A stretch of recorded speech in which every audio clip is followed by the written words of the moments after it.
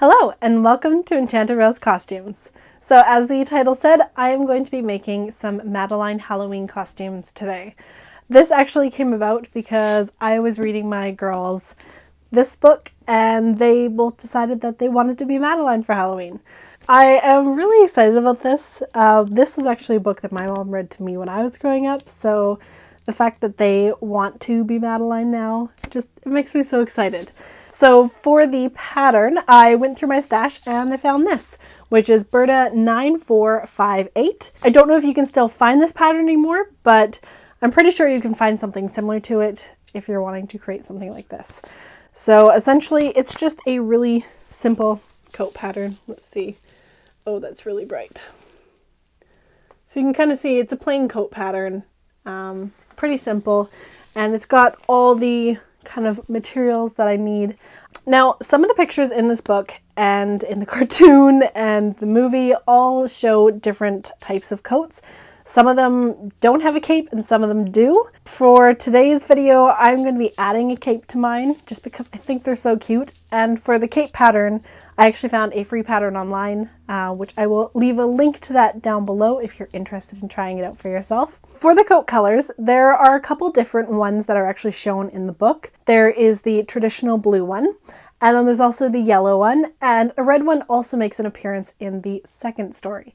But I think just for the sake of simplicity, I'm going to be going with the blue and the yellow one, just because I think they're the most recognizable, and they're so darn cute. But that does actually depend on materials, so we'll see what I can find. Speaking of materials, all the materials in today's video are kindly paid for by Fabricland. So if you're wanting to make something like this for yourself, you will probably be able to find these materials at your local Fabricland. So that is the plan for today. But first things first, I need to go shopping.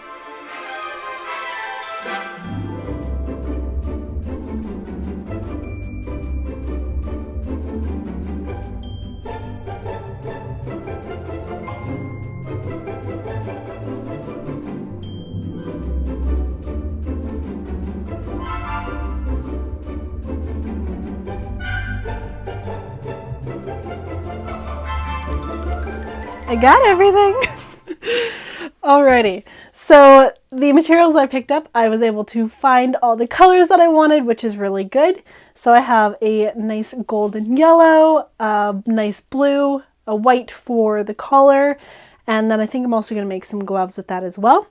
I also got some hats. I actually picked these up from the dollar store, so I can just add a nice black ribbon to them, and I think they will look fabulous. For the coat material, I got 1/2 meter of some white fleece, and then I got 2 meters of the blue and the yellow for the coats.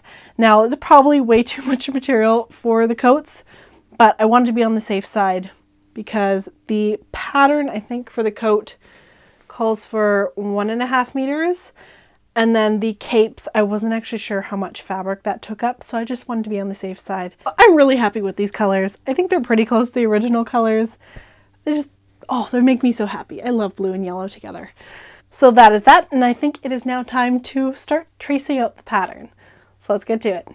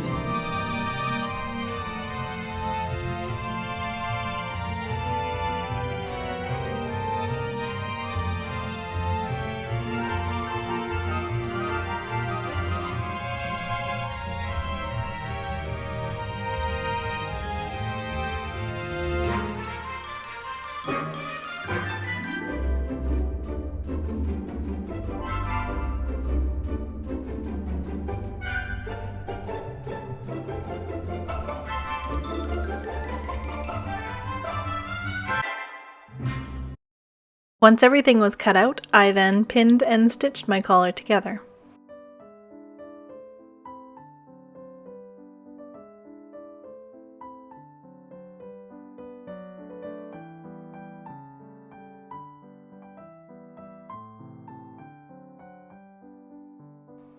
And then I edge stitched the underside of the collar to create a nice rolled edge. Setting that aside, I then started working on the body of the coat. And to set up my littles for a life of disappointment, I first added pockets into the side seams. Now, working with fleece does have some pros and cons. A pro is that fleece doesn't fray, so you don't need to worry about finishing raw edges, but if you do want a cleaner edge, you can finish it off with a serger. A con is that it will destroy your scissors, so don't use your nice ones. You want to also change your machine needle after working on a fleece project for this same reason. Once I finished attaching all my pockets, I pinned up the side seams and stitched all the way around.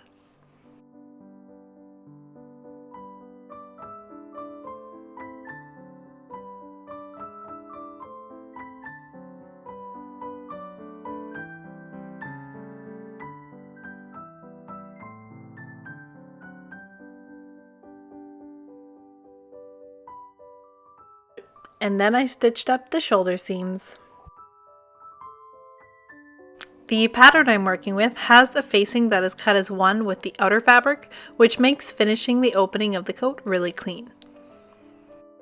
Next, I pinned the back facing to the front facing and stitched up the seams.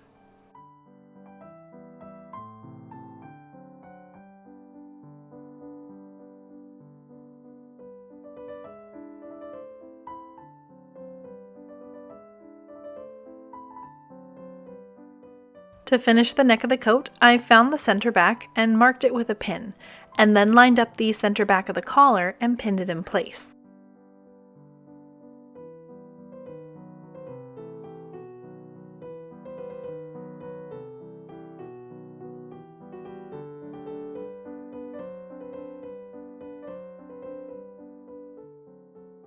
And then I pinned the facing over the top of the collar, lining up the marks, creating a collar sandwich.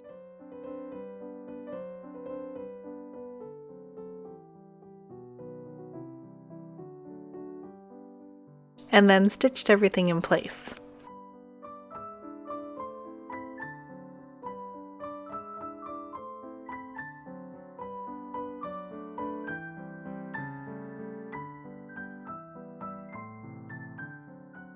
Moving to the bottom of the coat, I folded back the facing so the right sides were facing each other, and then pinned along the edge.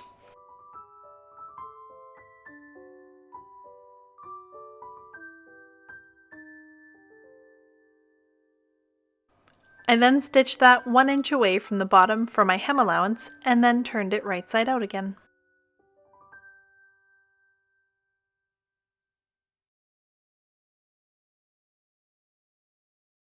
Next, I top stitched a 1/2 inch away from the coat opening, stopping 1/2 inch away from the top. Turned and then continue stitching a 1/2 inch away from the collar to secure the facing along the inside in place.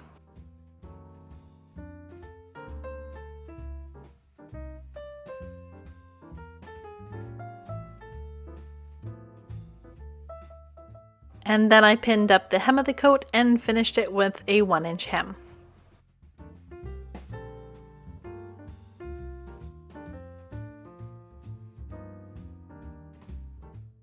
Moving on to the sleeves, I pinned along the edge and then stitched them in place.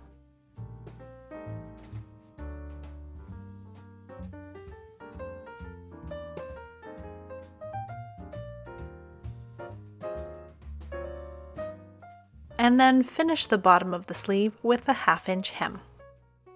Next, it was time to add the sleeves to the coat. It was actually surprisingly easy to add the sleeves, as fleece is quite a stretchy fabric, which made it much easier to ease the sleeve head into the arm's eye.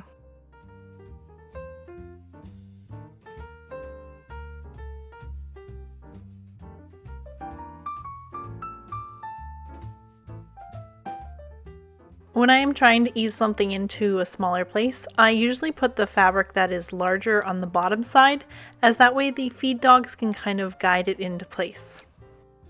With the majority of the coat finished, it was time to start stitching up the cape. I decided to sew the cape and coat separately, as it gives more costume pieces to play with for dress up. I found this cape pattern for free online, and I will link the site in the description. It comes in 3 different lengths, and for this project I use the capelet or middle length.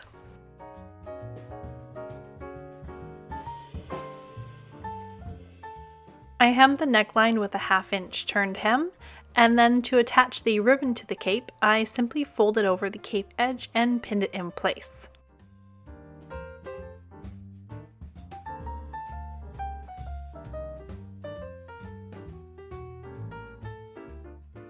And while hemming the cape isn't technically needed, I decided to do so for a nice clean finish.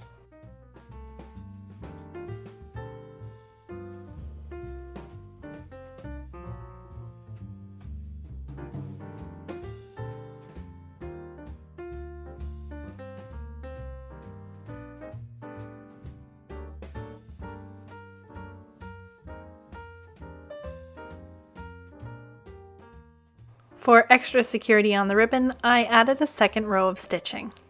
With the cape finished, it was time to figure out the button placement. Looking at girls' coats from the 1930s, I saw several examples of only having 3 buttons to hold the upper half closed, but I wasn't personally sold on the idea, so I asked my patrons to pick either 3 or 5 buttons to close it, and 5 buttons won by a landslide. And with that decided, it's time to add the buttonholes. Now, I'm not a huge fan of buttonholes in fleece because it stretches like crazy if they aren't properly stabilized. To add a bit of stability, I did backstitch around my buttonholes by hand later on to keep things from shifting too much, but it does still have some problems with stretching, so that is something to keep in mind if you are working with fleece yourself.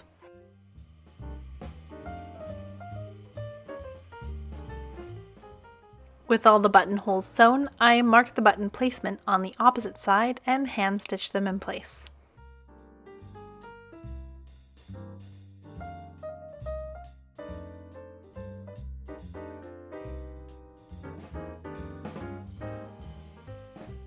And with the coats done, it's time for the hats.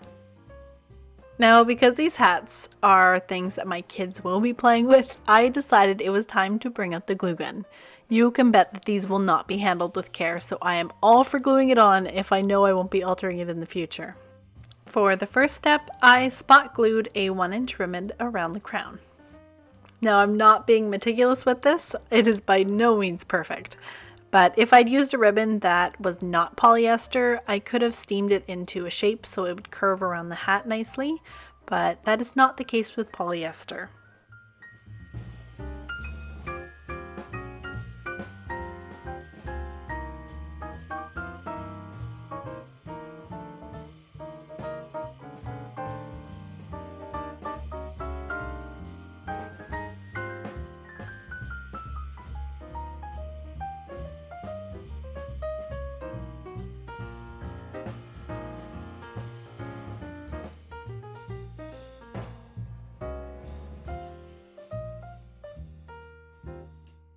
For the next step, I cut a 10-inch length of 1.5-inch wide ribbon for the bow and lapped over the raw edges by 1/4 inch in the center of the ribbon.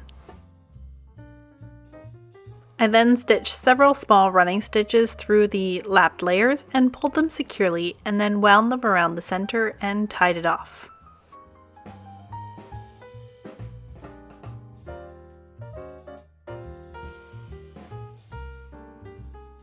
And still using the wider ribbon, I cut a 2-inch length and then glued it over the center of the bow.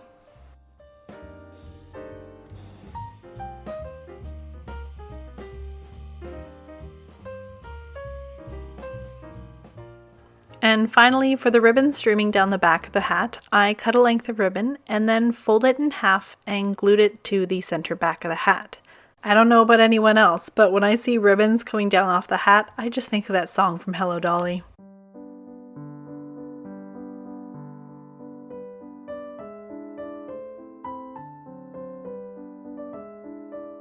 And then I finished off the back of the hat with the bow.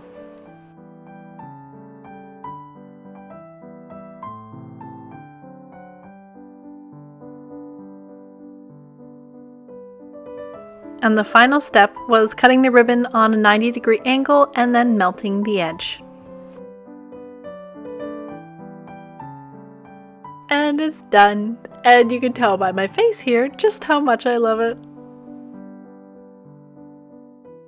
Well, I guess partially done. I still had to complete the other hat, but it's easy enough.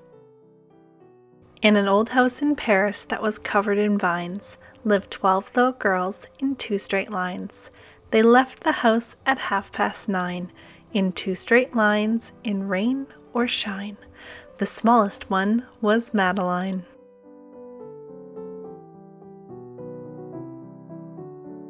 I hope you enjoyed this fun little Madeline project. While we won't be going trick-or-treating this year, my girls are so happy to still have fun dressing up.